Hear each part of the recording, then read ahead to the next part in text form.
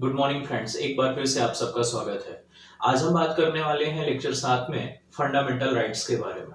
तो दोस्तों, इससे पहले हमने 6 लेक्चर आपको दिए हुए हैं, तो जो ये पहली बार देख रहे हैं, आप प्लेलिस्ट में जाके इसके बाकी के लेक्चर्स भी देख लेंगे, तो सब्जेक्ट के कॉन्सेप्ट आपके अच्छे तरीके से तैयार हो जाएंगे। दूसरी बात ये कि ये चैप्टर जो है सिर्फ उन बच्चों के लिए जरूरी नहीं है जो कॉम्पिटिटिव एग्जाम में जा रहे हैं, बल्कि ये लेक्चर हिंदुस्तान के हर नागरिक के लिए जरूरी है। क्योंकि आप सबको पता होना चाहिए कि हमारे और आपके फंडामेंटल राइट्स क्या हैं। हमारे देश में जितनी भी चीजें हो रही हैं, वो सारी चीजें कॉन्स्टिट्यूशन के अकॉर्डिंग हो रही हैं। तो आखिर हमारा संविधान क्या कहता है कि भारत के प्रत्येक नागरिक को क्या क्या फंडामेंटल राइट्स हैं, तो हम इसको काफी डिटेल में जानने वाले हैं। एक एक करके सारे फंडामेंटल राइट्स पे हम बात करेंगे। चलिए, अगर हम कॉम्पिटिटिव एग्जाम्स की बात करते हैं, ये चैप्टर काफी इंपॉर्टेंट है, क्योंकि कहीं ना कहीं ये चैप्टर 2-3 चैप्टर्स के साथ मर्ज भी होता है और काफी सारे पॉइंट्स को आपस में कनेक्ट भी करता है। तो एक एक करके हम बात करने वाले हैं। तो दोस्तों, अगर हम सबसे पहले बात करते हैं फंडामेंटल राइट, आखिर ये शब्द और ये थिंकिंग आई कहां से।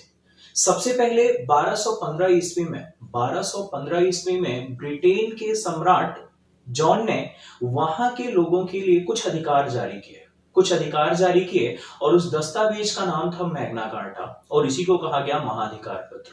तो तब से अगर कभी भी किसी भी क्षेत्र में नागरिकों के अधिकार के लिए कोई बात की जाती थी, तो उसको मैग्ना कार्टा का दर्जा दिया जाता था। तो भारतीय संविधान में मौलिक अधिकारों को मैग्ना कार्टा की संज्ञा दी गई है, क्योंकि कहीं ना कहीं ये मौलिक अधिकार भारतीय लोगों को कई सारे अधिकार प्रदान करता है। अगर हम बात करते हैं अंतरराष्ट्रीय परिदृश्य में, अगर कभी आपसे सवाल ये पूछा जाता है कि किस देश के संविधान में सबसे पहले प्रस्तावना को जोड़ा गया, तो सबसे पहले लिखित संविधान था अमेरिकी संविधान। तो जवाब होगा अमेरिका, यानी मौलिक अधिकारों को सर्वप्रथम अमेरिका के संविधान में जोड़ा गया। तो बात यह होगी, क्या मौलिक अधिकारों को? बिल्कुल नहीं, अमेरिकी कॉन्स्टिट्यूशन में से बिल ऑफ राइट्स के नाम से जोड़ा गया है। तो अभी हमने दो बातें जानी, मैग्ना कार्टा क्या है और सबसे पहले किस देश के संविधान में जुड़ा, और बिल ऑफ राइट्स क्या है। अब हम बात करते हैं कि आखिर फंडामेंटल राइट्स जरूरी क्यों होते हैं। ये कुछ ऐसे अधिकार होते हैं जो किसी क्षेत्र में लोगों को एक बेहतर जीवन, उनके बीच में समानता, उनके, अगर हम एक सामान्य संदर्भों में बात करें, किसी व्यक्ति के मानसिक, नैतिक, राजनीतिक, बौद्धिक सभी स्तर पर विकास के लिए ये अधिकार बड़े ही जरूरी होते हैं। अब हम भारतीय संदर्भों में बात करते हैं। आखिर भारतीयों को कब ऐसे लगा कि हमारे पास मौलिक अधिकार होने चाहिए। अगर हम ऐतिहासिक पक्ष में जाएं, तो सबसे पहले मांग हमें दिखती है 1895 में। 1895 में संविधान विधेयक में सबसे पहले भारतीयों ने स्वयं के लिए मौलिक अधिकारों की मांग ब्रिटेन की सरकार से किया। 1925 में कॉमनवेल्थ ऑफ इंडिया नेशन के मंच पर श्रीमती एनी बेसेंट ने भारतीयों के लिए मौलिक अधिकारों की मांग रखी।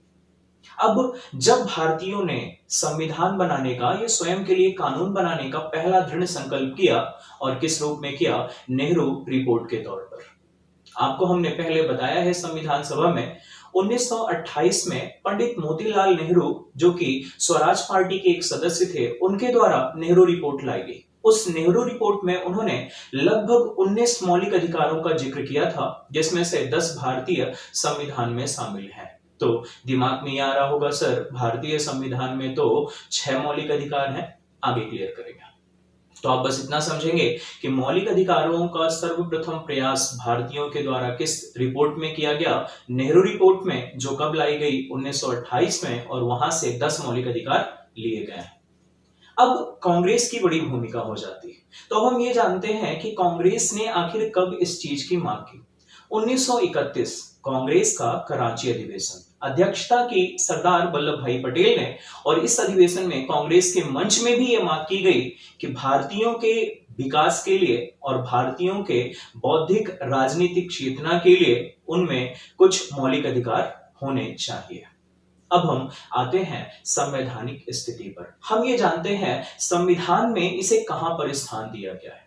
तो सबसे पहले तो बड़ा सवाल ये खड़ा होता है, हमारे संविधान के कई सारे तत्व अन्य संविधान से ग्रहित किए गए हैं।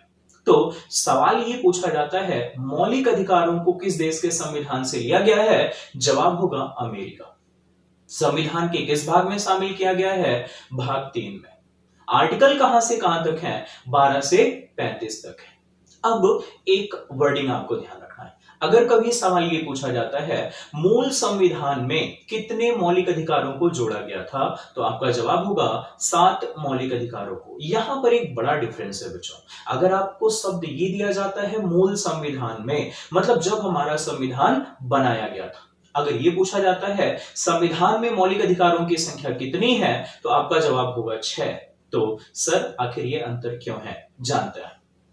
हमारे संविधान में राइट टू प्रॉपर्टी, संपत्ति का अधिकार भी एक फंडामेंटल राइट था, लेकिन इस संपत्ति के अधिकार की वजह से देश में गरीबी के अंतर को दूर करना एक बड़ी चुनौती थी, जिस कारण सरकार ने एक बड़ा फैसला लिया। 44वें संविधान संशोधन 1978 के द्वारा संपत्ति के अधिकार को मौलिक अधिकारों की सूची से हटाया गया और इसे एक लीगल राइट बनाया गया, कानूनी अधिकार बनाया गया।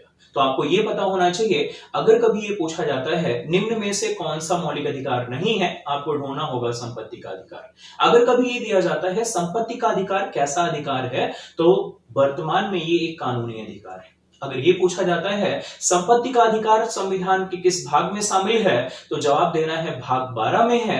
आर्टिकल पूछा जाता है आर्टिकल 300A में है। अगर ये पूछा जाता है संपत्ति के अधिकार को किस संविधान संशोधन द्वारा हटाया गया, 44th, किस वर्ष हटाया गया, 1978। संपत्ति का अधिकार पहले कहां पर था, आर्टिकल 31। तो ये बातें आपको पता होनी चाहिए। चलिए अब हम बात करते हैं कॉन्स्टिट्यूशन से जुड़े फंडामेंटल राइट से जुड़े कुछ टर्मिनोलॉजी पर। पहला शब्द अगर हम बात करें, ये सुटेबल होता है, मतलब मौलिक अधिकार वाद योग्य होता है। वाद योग्य होने का मतलब ये है ऐसे विषय जिन्हें हम न्यायालय में चुनौती दे सकते हैं या न्यायालय में उनकी मांग कर सकते हैं कि साहब हमारे अधिकारों की रक्षा करो, वो वाद योग्य होता है। तो आप ध्यान रखेंगे मौलिक अधिकार वाद योग्य होते हैं। दूसरी चीज ये न्यायोचित होता है। न्यायोचित होने का मतलब क्या है कि अगर किसी भी न्यायालय में आप इनके अवमानना या अवहेलना की शिकायत करेंगे, तो न्यायालय ऐसे केस को सुनेगा और न्याय करेगा। अगर हम बात करते हैं क्या फंडामेंटल राइट्स एब्सोल्यूट हैं, परमानेंट हैं, क्या स्थायी हैं, जवाब होगा नहीं। स्थायी क्यों नहीं है? केशवानंद भारती मामला जो 1973 में आया, उसमें सर्वोच्च न्यायालय ने यह निर्णय दिया कि संसद संविधान के सभी भागों में संशोधन कर सकती है। तो अगर संसद संशोधन कर सकती है तो डेफिनेट सी चीज है कि इसको बदल भी सकती है, मतलब फंडामेंटल राइट्स और नॉट परमानेंट, ये स्थायी नहीं है। अगला शब्द आपको दिख पा रहा होगा, क्या ये असीमित है? असीमित है मतलब स्वतंत्रता का अधिकार। जैसे एक उदाहरण के तौर पर देखें, भारत के सभी नागरिकों को बोलने की स्वतंत्रता है, तो अगर हमारे पड़ोसी से संबंध अच्छे नहीं हैं तो क्या हम गाली देंगे? बिल्कुल नहीं।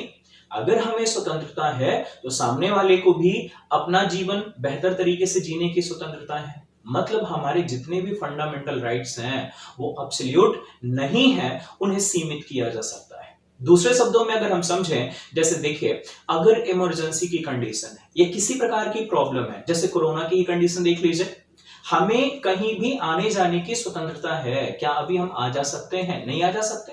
तो हमारे जो फंडामेंटल राइट्स हैं वो असीमित नहीं है। सरकार व्यवस्था और स्थिति के अनुसार उन पर रोक लगा सकती है। अब यहां से जोड़कर एक बड़ा बेहतरीन सवाल है, आप ध्यान रखेंगे। कई एग्जाम्स में यह पूछा गया है कि किन मौलिक अधिकारों को कभी भी रोका नहीं जा सकता है, सीमित नहीं किया जा सकता है। तो हमारे कॉन्स्टिट्यूशन में केवल 2 फंडामेंटल राइट्स ऐसे हैं कि किसी भी प्रकार की इमरजेंसी हो उनको कभी भी सीमित नहीं किया जा सकता है, और वो है आर्टिकल 20 और 21, मतलब अनुच्छेद 20 और 21 के तहत प्राप्त मौलिक अधिकारों के अलावा सभी को सीमित किया जा सकता है। और कब सीमित किया जा सकता है? जब देश में इमरजेंसी की कंडीशन हो। तो अब हम बात करते हैं अपने अगले टर्म पर। अगला टर्म ये है, जो फंडामेंटल राइट्स होते हैं वो सबको एक जैसे नहीं है। सबको का क्या मतलब है? लास्ट लेक्चर में हमने बताया था व्यक्ति और नागरिक में क्या अंतर है। तो फंडामेंटल राइट्स कुछ ऐसे हैं जो सभी नागरिकों को हैं और कुछ ऐसे हैं जो विदेशी नागरिकों को भी है। पांच ऐसे फंडामेंटल राइट हैं, पांच ऐसे फंडामेंटल राइट हैं जो सिर्फ भारतीय नागरिकों को मिले हुए हैं। Article 15, article 16, article 19, article 29, article 30। Detail में जानने के लिए आप पिछले लेक्चर को फॉलो कर सकते हैं। अब हम बात करने वाले हैं इनके संवैधानिक स्थिति के बारे में, यानी हमारे संविधान में कितने फंडामेंटल राइट्स हैं, आर्टिकल कहां से कहां तक है। और आप यकीन मानिए, अगर आप पूरे वीडियो को फॉलो करते हैं तो आपको बिल्कुल याद करने की जरूरत नहीं होगी, सारी चीजें आपके दिमाग में बैठ जाएंगी। बड़ा इंटरेस्टिंग टॉपिक है और बड़ा ही मजा आने वाला है। चलिए देखते हैं। हम अगर बात करते हैं आर्टिकल 12 से 35, आपको बिल्कुल याद हो जाएगा। तो हम बात कर रहे हैं हमारे कॉन्स्टिट्यूशन में फंडामेंटल राइट की, तो आपको पता होनी चाहिए हमारे संविधान में कितने मौलिक अधिकार हैं? 6। 7 थे लेकिन अभी 6 हैं। अब 6 कौन कौन से हैं, कैसे पैटर्न याद करना है कि आपको कभी ना भूले, तो देखते हैं। सबसे पहले तो आपको देखना है आर्टिकल 12। आर्टिकल 12 में स्टेट की डेफिनेशन दी गई है, क्या होती है अभी बताता है। आर्टिकल 13 ये कहता है कि न्यायालय मौलिक अधिकारों का प्रहरी है। प्रहरी का मतलब रक्षक है। मतलब अगर किसी भी स्थिति में मौलिक अधिकारों का हनन होता है तो न्यायालय उसको रोकेगा। कैसे रोकेगा, आगे ब्रीफ में डिस्कस करता है। अब हम बात कर रहे हैं, हमें 6 फंडामेंटल राइट याद कर रहे हैं। देखिए समझेंगे, सबसे पहले है समानता, फिर है स्वतंत्रता। अब कुछ लोगों के दिमाग में आ रहा होगा, सर कई बार हम कंफ्यूज हो जाते हैं, स्वतंत्रता पहले होगी कि समानता पहले होगी। तो बच्चों आप इसे इंग्लिश के टर्म में लेके जाइए। जब हम बात करते हैं समानता मतलब इक्वालिटी, और जब हम स्वतंत्रता की बात करते हैं तो बोलते हैं फ्रीडम। अब सोच के देखो, ई पहले आएगा या एफ पहले आएगा, तो जवाब होगा सर ई पहले आएगा। मतलब पहले होगा समानता, इक्वालिटी, और फिर होगा स्वतंत्रता। तो दो आपको ध्यान हो जाएंगे, पहले है समानता, फिर है स्वतंत्रता। अभी एक चीज और, आप कभी भी पॉलिटी में पूरा का पूरा स्टेटमेंट याद करने की गलती मत करिएगा। अगर आपको आर्टिकल्स को याद करना है, आप एक कीवर्ड पकड़ने की कोशिश करिएगा और आपका पूरा का पूरा पॉलिटी बड़ा इजी हो जाएगा, और बाद में आप देखेंगे कि पूरा का पूरा स्टेटमेंट भी आपको याद हो जाएगा। पहले इंटरेस्ट जगाने के लिए आप केवल कीवर्ड पे काम करेंगे। तो हम 6 आर्टिकल्स की 6 फंडामेंटल राइट्स की बात कर रहे हैं। सबसे पहले हमने बोला समानता, फिर हमने बोला स्वतंत्रता, अभी तीसरा है शोषण। शोषण, साथ साथ से तीनों मिल गए। शोषण, अब शोषण किस आधार पर, तो हिंदुस्तान है, जातिवादिता काफी है, तो समझेंगे शोषण का आधार क्या है, जाति या धर्म, मतलब धार्मिक स्वतंत्रता। अब धार्मिक स्वतंत्रता हो गई, तो फिर है शिक्षा और संस्कृति, और 5 अधिकार हैं, अगर इनका हनन होता है तो एक उपचार है। यानी हमने देखा कि अभी हम इनमें आर्टिकल्स को फिट करते हैं। 5 फंडामेंटल राइट्स ध्यान रखेंगे, है तो 6, 5 अधिकार हैं, एक इनकी दवा है, एक इनका उपचार है। उपचार का मतलब क्या, अगर इन 5 में से किसी का हनन होता है तो ये शक्ति देता है कि आपके इन अधिकारों को बचाया जाएगा। 5 कौन कौन से हैं समझते हैं। पहले हमने देखा समानता, फिर स्वतंत्रता, फिर शोषण, फिर धार्मिक स्वतंत्रता, और फिर है संस्कृति एवं शिक्षा। आर्टिकल्स के नंबर को फिट करते हैं। पहले हम देखते हैं 14 से 18, 19 से 22, 23-24 2, 25 से 28, 29-30 2, 31 था संपत्ति का अधिकार, उसे हटा दिया गया है। तो 32 है संवैधानिक उपचारों का अधिकार, जिसे बी आर अम्बेडकर ने संविधान की आत्मा कहा है। अब हम इन्हें एक एक करके डिटेल में पढ़ने वाले हैं। तो हमने बोला था आर्टिकल 12 डिफाइन करता है स्टेट को, आखिर राज्य क्या है, तो ध्यान से सुनेंगे। राज्य का मतलब है संसद से, राज्य का मतलब है राज्य की विधानसभा से, राज्य का मतलब है जितनी भी स्थानीय निकाय हैं, राज्य का मतलब है निजी संस्थाओं से, मतलब कोई भी एक इकाई जो राज्य के द्वारा प्रदान किए गए शक्तियों का उपयोग करता है, उसे राज्य के अंतर्गत माना जाएगा। मतलब किसी भी प्रकार की संस्थाओं में अगर किसी भी मौलिक अधिकार का हनन होता है तो उसके खिलाफ कार्यवाही की जाएगी। तो राज्य के अंतर्गत आप मानिए सभी प्रकार की संस्थाएं आएंगी जो कि शक्तियों का प्रयोग करता है। आर्टिकल 13 क्या कहता है, आर्टिकल 13 ये कहता है अगर संसद कोई ऐसा नियम बनाती है जो फंडामेंटल राइट्स को या तो सीमित करता है या तो उसके असंगत है, तो ऐसे बनाई गई सभी विधियां प्रभाव शून्य होंगी, और अगर प्रभाव शून्य नहीं है तो उनके खिलाफ न्यायालय में आवेदन किया जा सकता है और सर्वोच्च न्यायालय आर्टिकल 32 के तहत और हाई कोर्ट आर्टिकल 226 के तहत ऐसे विधियों को अमान्य घोषित कर सकती है। अब हम बात करने वाले हैं समानता के अधिकार की। समानता के अधिकार में 5 आर्टिकल हैं। एक एक कीवर्ड्स ध्यान रखेंगे जो कि वनडे एग्जाम में जा रहे हैं। कैसे ध्यान रखेंगे देखेंगे। 14 में आपको ध्यान रखना है विधि, 15 में ध्यान रखना है धर्म, 16 में ध्यान रखना है लोक नियोजन, 17 में ध्यान रखना है छुआछूत, 18 में ध्यान रखना है उपाधि। एक एक करके इनको ब्रीफ करता है। अभी डेफिनेटली याद करना थोड़ा सा टफ है। जब आप इस पूरे डिस्कशन को सुन लेंगे तो ये सारी चीजें दिमाग में फिट हो जाएंगी। सुनते हैं। आर्टिकल 14 कहता है विधि के समक्ष समता एवं विधियों का समान संरक्षण। दो बातें हैं, विधि के समक्ष संरक्षण और विधियों का नहीं, विधि के समक्ष समता और विधियों का समान संरक्षण। तो जो पहला की पॉइंट है कि विधि के समक्ष समता, ये ब्रिटिश कॉन्स्टिट्यूशन से लिया गया है और विधियों का समान संरक्षण ये अमेरिकी कॉन्स्टिट्यूशन से लिया गया है। तो यहां पर सामान्य शब्दों में आप ये समझें कि भारत में विधि का शासन है और विधि का शासन ये कहता है विधि सभी के लिए एक समान है। अब दिमाग में ये बात चल रही होगी, क्या सर सच में ऐसा है? बिल्कुल ऐसा नहीं है। तो संविधान क्या गलत कहता है? बिल्कुल नहीं। कैसे समझता? इस आर्टिकल के कुछ एक्सेप्शन हैं, जैसे अगर हम राष्ट्रपति की बात करें, राज्यपाल की बात करें, संसद सदस्यों की बात करें या हमारे एम्बेसडर्स की बात करें, इनको कुछ मामलों में न्यायिक शक्तियां हैं। मतलब ये जब तक ये अपने पद पर हैं, इनके खिलाफ न्यायालय में किसी प्रकार का केस नहीं चल सकता है। तो कहीं ना कहीं ये विधि के संरक्षण का, विधि के समान संरक्षण का जो है एक अगेंस्ट में जाता है, मतलब उसके अपवाद के तौर पर आप इसे समझ सकते हैं। लेकिन एक बात समझेंगे, भारतीय संविधान समानों में समानता की बात करता है। इस वर्ड को ध्यान रखेंगे क्योंकि आगे हम इसको ब्रीफ में डिस्क्राइब करने वाले हैं। तो आर्टिकल 14 में हमने देखा सामान्य शब्दों में विधि के समक्ष समानता एवं विधियों का समान संरक्षण आर्टिकल 14 में है। एक कीवर्ड ध्यान रखेंगे, विधि। विधि के समक्ष समानता मतलब कानून की नजरों में सब एक समान है, चाहे बड़ा आदमी हो चाहे छोटा आदमी हो। आप इसको सामान्य तौर पर देख भी सकते हैं कि अगर अपराध किसी के द्वारा भी किया जाए, न्यायालय में यदि अपराध साबित हो जाता है तो सजा सबके लिए एक समान है। अगर साबित हो जाए, कुछ लोग सोच रहे होंगे सर बड़े लोगों को सजा कहां मिलती है? सजा इसलिए नहीं मिलती क्योंकि अपराध साबित नहीं होता। जिस दिन अपराध साबित होता है सजा सबके लिए एक समान है। आगे बढ़ता है आर्टिकल 15। हमने बोला 14 मतलब है विधि, तो 15 मतलब है धर्म। आखिर ये क्या कहता है?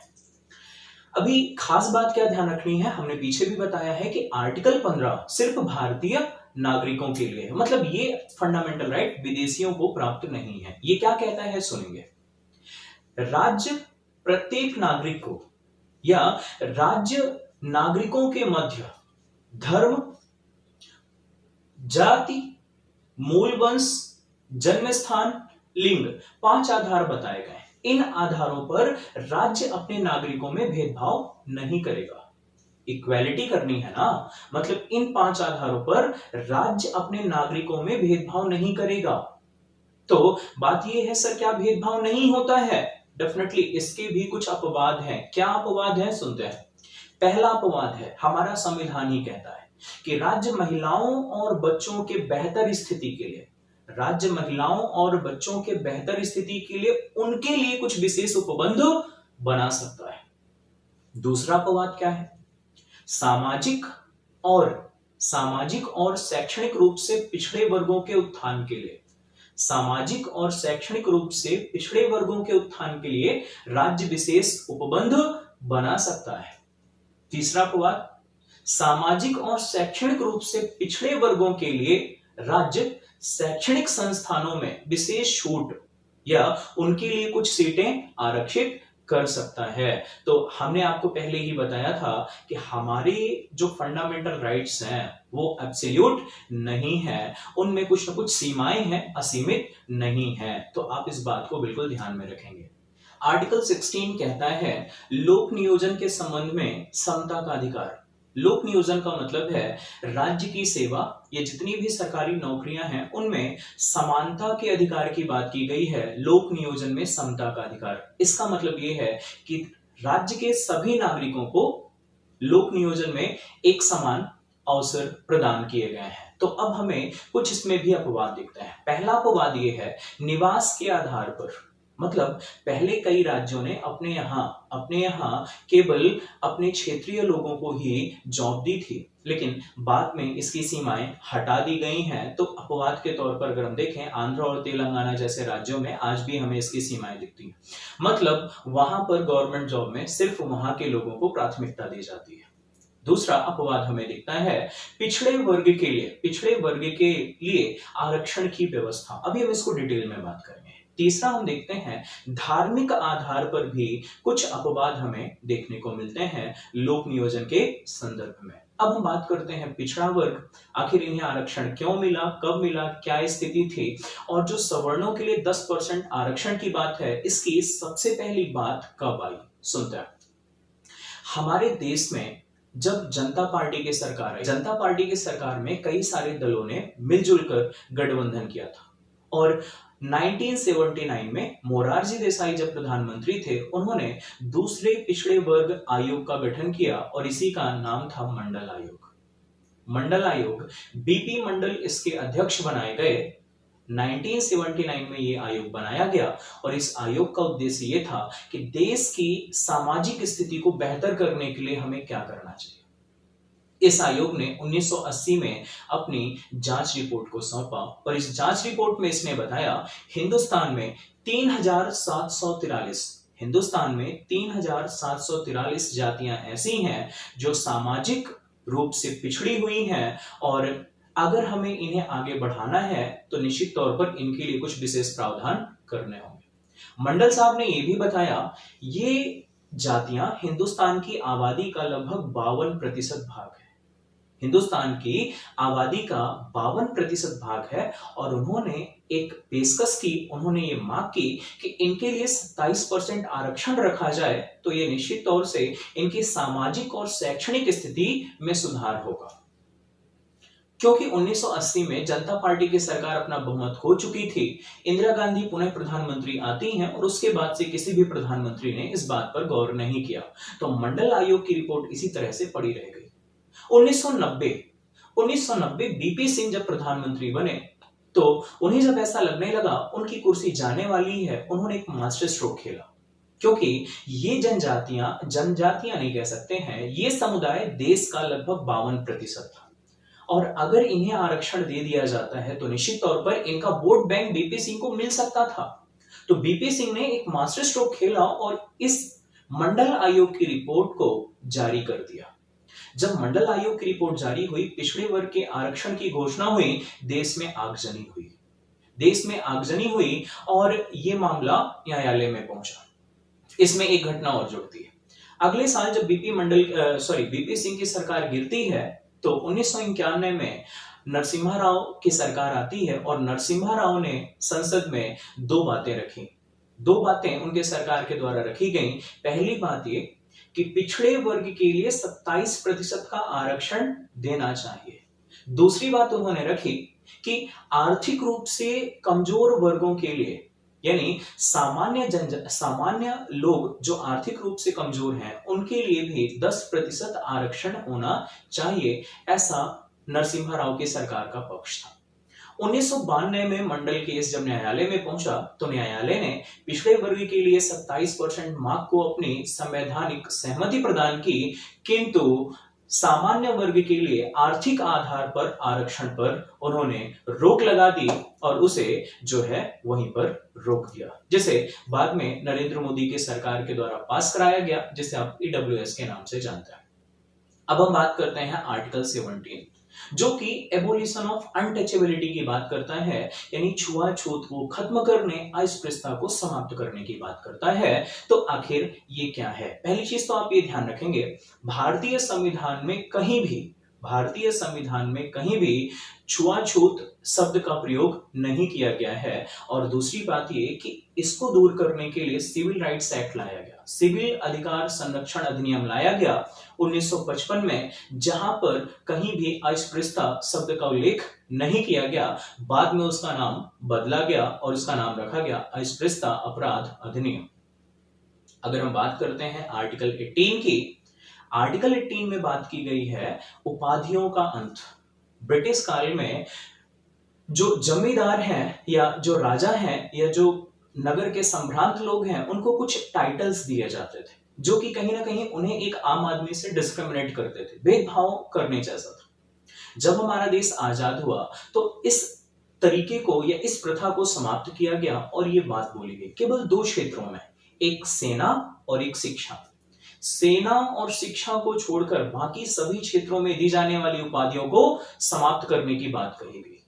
यदि किसी भारतीय नागरिक को किसी दूसरे देश के द्वारा सम्मानित किया जाता है, कोई पुरस्कार या उपाधि दी जाती है, तो राष्ट्रपति की अनुमति के बिना वो व्यक्ति वो उपाधि ग्रहण नहीं कर सकता है। तो अभी हमने बात की समता के अधिकार की, हमने 5 अधिकारों की बात की है। 14 में हमने देखा विधि, 15 में देखा धर्म, 16 में देखा लोक नियोजन, 17 में देखा अनटचेबिलिटी, 18 में देखा उपाधियों का अंत। अब हम बात करेंगे स्वतंत्रता के अधिकार की। इसको भी हम 4 आर्टिकल्स के तौर पर देखेंगे, 4 कीवर्ड्स के तौर पर समझेंगे।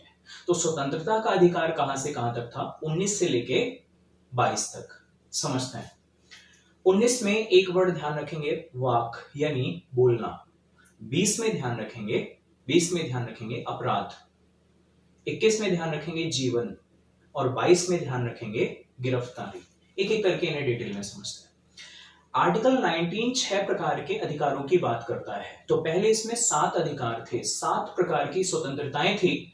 19F जिसमें कहीं ना कहीं संपत्ति की बात थी। तो जब 44वां संविधान संशोधन किया गया तो 2 आर्टिकल फंडामेंटल राइट से रिमूव हुए, एक 19F और एक आर्टिकल 31।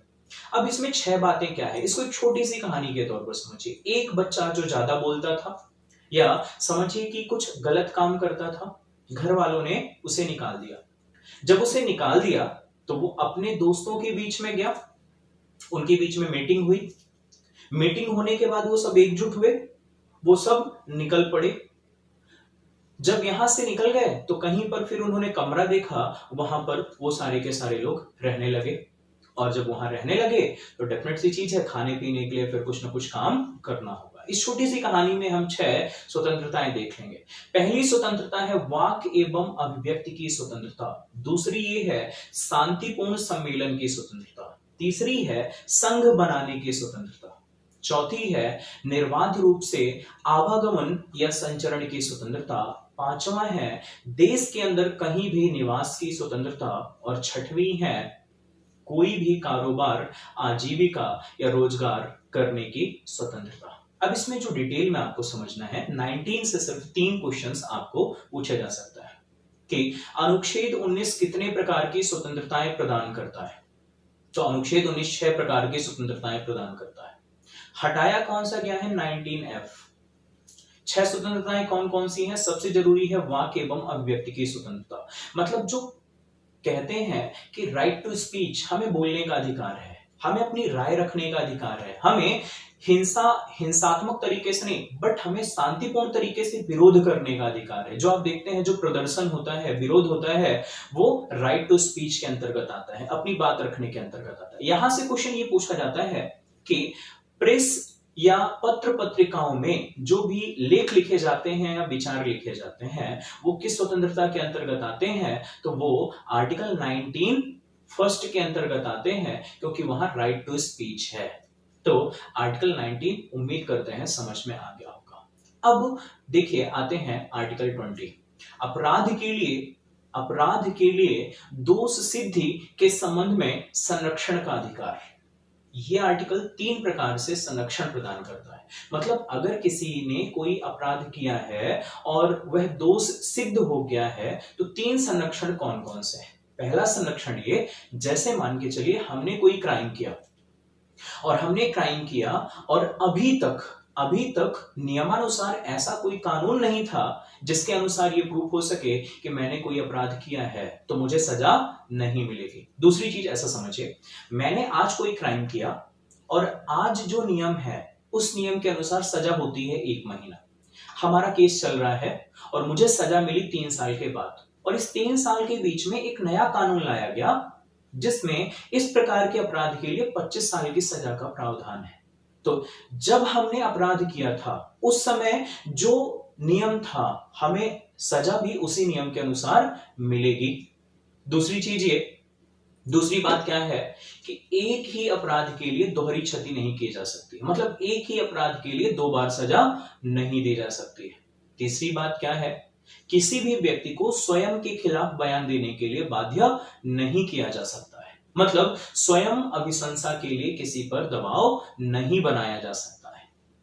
तो आर्टिकल 20 जो है तो अपराधों के लिए दोष सिद्धि के संबंध में संरक्षण प्रदान करता है। तो 3 प्रकार के संरक्षण है, आप ध्यान रखें। आर्टिकल 21 काफी इंपॉर्टेंट है और कई सारे क्वेश्चंस ये आपको देता है, लगभग 5 से 7 क्वेश्चन आपके एग्जाम में जरूरी है, सुनेंगे। प्राण एवं दैहिक स्वतंत्रता का अधिकार। अब इसका मतलब क्या है समझेंगे। एक व्यक्ति को अपना जीवन गरिमामयी तरीके से या गरिमापूर्ण तरीके से जीने का अधिकार है। अब अगर हम अपना जीवन गरिमापूर्ण तरीके से जीने चाहते हैं उसका मतलब क्या है, हमें अच्छी हवा लेने का अधिकार है, हमें स्वच्छ जल पीने का अधिकार है, स्वच्छ वायु का अधिकार है, हमें विदेश जाने का अधिकार है, हमें विद्युत का अधिकार है। गोपालन मामले में सर्वोच्च न्यायालय ने इसको काफी ब्रीफली डिस्क्राइब किया कि एक व्यक्ति अपने जीवन को बेहतर तरीके से जीने के लिए जो भी एक्सपेक्ट कर सकता है उसको वो पाने का अधिकार है। लेकिन यहां पर समझेंगे 3 से 4 बातें जो काफी इंपॉर्टेंट है। सुप्रीम कोर्ट में एक बड़ा ही ज्वलंत मुद्दा था पिछले 2 सालों का कि राइट टू प्राइवेसी, मतलब अगर आप एडल्ट हैं, वयस्क हैं, 18 साल से ऊपर हैं, आप अपनी जानकारियां अपने पास तक रखने के लिए स्वतंत्र हैं, मतलब आप निजता का अधिकार रखते हैं। आपके पेरेंट्स आपको फोर्स नहीं कर सकते हैं कि आप अपना फोन उन्हें दें, मतलब ये क्या है, एक प्रकार से राइट टू प्राइवेसी है, आप अपना डेटा जानकारी अपने पास तक रख सकते हैं। दूसरी चीज राइट टू एजुकेशन भी इसी के अंदर जोड़ा गया है। यहां से काफी क्वेश्चंस निकलते हैं। अगर ये पूछा जाता है शिक्षा का अधिकार किस अनुच्छेद में है, आर्टिकल 21A। शिक्षा का अधिकार कब जोड़ा गया, 2002 में, किस संविधान संशोधन के द्वारा, 86वें संविधान संशोधन 2002 के द्वारा शिक्षा के अधिकार को मौलिक अधिकारों की श्रेणी में जोड़ा गया है, आर्टिकल 21A के तहत। और 2009 में भारत सरकार ने RTE लेके आया, राइट टू एजुकेशन एक्ट। तो अगर कभी ये पूछा जाता है शिक्षा का अधिकार अधिनियम किस वर्ष लाया गया, 2009 में लाया गया। अब हम बात कर रहे थे आर्टिकल 21 के आखिरी पहलू पर। 1978 में मेनका गांधी मामले में सर्वोच्च न्यायालय के सामने एक बड़ी चुनौती आई। सवाल ये था कि कोई भी व्यक्ति अपने जीवन को बेहतर तरीके से जी सकता है, तो क्या आत्महत्या का अधिकार भी इसके अंतर्गत है कि कोई भी व्यक्ति अपना जीवन स्वयं समाप्त कर सकता है। कोर्ट ने यहां पर अपने ही डिसीजन को चेंज करते हुए बोला, क्योंकि जीवन देना मनुष्य के हाथ में नहीं है, इसलिए जीवन लेना भी मनुष्य के हाथ में नहीं है। इसका मतलब ये कोई व्यक्ति अपना जीवन नहीं ले सकता है। इसका मतलब ये अगर कोई व्यक्ति आत्महत्या का प्रयास करता है तो वो एक प्रकार से अपराध की श्रेणी में आएगा। अब हम बात करेंगे आर्टिकल 22 की। आर्टिकल 22 कहता है गिरफ्तारी एवं निवारक निरोध के संबंध में संरक्षण। तो ये क्या है समझते हैं। उससे पहले आप ये ध्यान रखेंगे आर्टिकल 20 और 22 बच्चों को बड़ा कंफ्यूज करता है कि जो है गिरफ्तारी पहले है कि अपराध पहले है। तो इसको आप ऐसा समझेंगे, पहले अपराध होगा तब तो गिरफ्तारी की बात होगी। तो गिरफ्तारी के संबंध में भारतीयों को 3 स्वतंत्रताएं आप समझ सकते हैं मिली हुई हैं। पहली स्वतंत्रता ये है जब आपको निवारक कानून के अलावा नहीं, अगर निवारक कानून के तहत है तो फिर ये स्वतंत्रताएं समाप्त हो जाती। सामान्य परिस्थितियों में या सामान्य अपराधों के लिए ये 3 स्वतंत्रताएं मिली हुई हैं। क्या है, पहला है जब आपको गिरफ्तार किया जाए तो आप गिरफ्तार करने वाले अधिकारी से गिरफ्तारी का कारण पूछ सकता है, पहला अधिकार। दूसरा अधिकार ये है कि जब आपको गिरफ्तार किया जाए तो आप अपने लीगल एडवाइजर से कांटेक्ट कर सकते हैं, मतलब आप अपने विधिक सलाहकार से संपर्क कर सकते हैं। आपने कई सारी मूवीज में देखा होगा कि जब किसी को पुलिस गिरफ्तार करने जाती है तो सामने वाला कैंडिडेट कहता है कि रुको मैं अपने लॉयर से बात करता हूं अभी। तीसरी स्वतंत्रता क्या है कि अगर किसी व्यक्ति को गिरफ्तार किया जाता है तो उसे 24 घंटे के अंदर न्यायाधीश या दंडाधिकारी के सम्मुख पेश किया जाना होता है, लेकिन इसमें आवागमन के समय को छोड़कर 24 घंटे के अंदर दंडाधिकारी के सम्मुख रखना होता है। अब निवारक कानून क्या होता है? अगर हालात काफी क्रिटिकल होता है या काफी संवेदनशील होते हैं तो सरकार कठोर कानून बनाती है। हमारे संसद ने समय समय पर कई गतिविधियों को कंट्रोल करने के लिए कुछ कठोर कानून बनाए हैं जो आप देख सकते हैं। इसमें से 3 आपको काफी इंपॉर्टेंट है, ध्यान रखने हैं। मीसा बात करता है इंटरनल सिक्योरिटी की, आंतरिक सुरक्षा को ध्यान में रखते हुए 1971 में इंदिरा गांधी के सरकार के समय में ये एक्ट लाया गया था। दूसरा जो सबसे इंपॉर्टेंट है वो है टाडा जो है टेररिस्ट एक्टिविटीज को कंट्रोल करने के लिए 1985 में लाया गया था। और अगर आपको पता हो 1985 में मुंबई और जितने भी बड़े शहर थे वहां पर फिरौती और ये सारी गतिविधियां काफी थी, तो ये कठोर कानून लाया गया था जिससे टेररिस्ट एक्टिविटीज को रोका जा सके। ये 1995 में सरकार ने इसको समाप्त कर दिया था। अटल बिहारी के समय में एक बार फिर से टेररिस्ट एक्टिविटीज को कंट्रोल करने के लिए जो है एक बड़ा ही कठोर कानून लाया गया, अब तक का सबसे कठोर, जिसको जाना जाता है प्रिवेंशन ऑफ टेररिस्ट एक्टिविटीज यानी पोटा के नाम से। तो आपसे कई एग्जाम में पूछा गया है पोटा अधिनियम किससे संबंधित है? आतंकवादी घटनाओं या गतिविधियों को रोकने के लिए कब लाया गया? 2002 में, और 2004 में इसे समाप्त कर दिया गया। मतलब अगर निवारक कानून के तहत किसी को गिरफ्तार किया जाता है तो ये स्वतंत्रताएं उसे प्राप्त नहीं होती है। तो हमने बात की 4 आर्टिकल्स की। 19 में देखा वाक, 20 में हमने देखा अपराध, 21 में देखा जीवन और 22 में देखा गिरफ्तारी। तो आज हमने बात की 2 फंडामेंटल राइट्स की। ये सब्जेक्ट और चैप्टर थोड़ा सा वास्ट है, इसलिए हम इस पार्ट को, फंडामेंटल राइट्स को 2 पार्ट्स में लेके आने वाले हैं। आगे आने वाले पार्ट में हम बाकी के बचे हुए 4 फंडामेंटल राइट्स पे बात करेंगे। फंडामेंटल राइट्स से रिलेटेड सुप्रीम कोर्ट में कौन कौन से केसेस आए हैं उस पे बात करेंगे, और रिट कितने प्रकार की होती हैं और कैसे कैसे हम उसको समझेंगे तो उस पर बात करेंगे। तो मुलाकात होगी फंडामेंटल राइट्स के अगले सेशन में। Thank you.